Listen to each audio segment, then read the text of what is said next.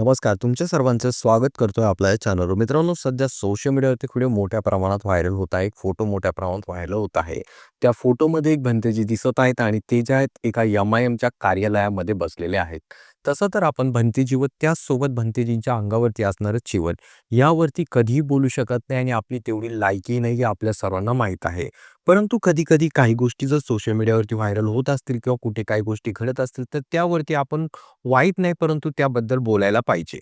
तर त्याचं झालंय असं, की सोशल मीडियावरती फोटो मोठ्या प्रमाणात व्हायरल होत आहेत. त्यामध्ये एक भंतेजी दिसत आहेत आणि ते भंतेजी एम-आय-एमच्या कार्यालयामध्ये बसलेले आहेत. इथपर्यंत सर्व काही नॉर्मल आहे. परंतु त्यासमोर असा दावा केला जात आहे, की ते जे भंतेजी आहेत, ते त्या ठिकाणी निवडणूक लढविण्यासाठी किंवा उमेदवारी मिळविण्यासाठी त्या ठिकाणी मुलाखत देण्यासाठी गेले होते. आणि त्यानंतर मग आता प्रश्न हा पडायला लागला की भंतेजी चिवर घालून जर निवडणुका लढविणार असतील तर बौद्ध समाजाचं प्रबोधन कोण करणार? कारण बौद्ध भंतेंचं काम आहे समाजाचं प्रबोधन करणं, बौद्ध धम्म वाढवणं आणि बौद्ध धम्मामध्ये ज्याच काही चुकीच्या गोष्टी घडतील त्यावरती प्रबोधन करायचं हे त्यांचं कार्य असतं.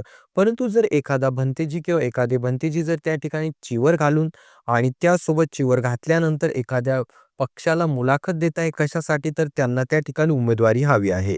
तर हे खूप चुकीचं आहे आणि समाज आपला वेगळ्या दिशेने जातोय की काय असं दिसायला लागलेलं आहे.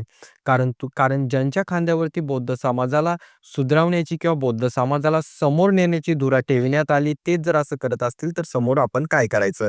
तर याबाबत तुमचं काय मत आहे? खाली कॉमेंट करून सांगा. चॅनलवरती नवीन असाल तर चॅनलला नक्कीच सबस्क्राईब करा.